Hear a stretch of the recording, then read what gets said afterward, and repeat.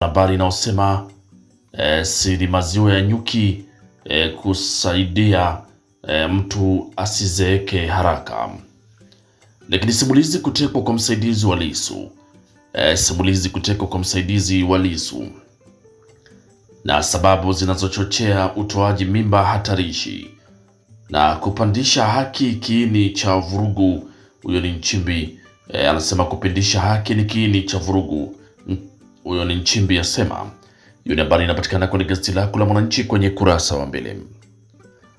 Lakini tukiangazia kwenye gazeti lako la Nipashe Mwanga wa Jamii lenye asubuhi ya leo kuna habari inayosema polisi, kesi hii ina washtakiwa wawili, sijui mmoja aliko.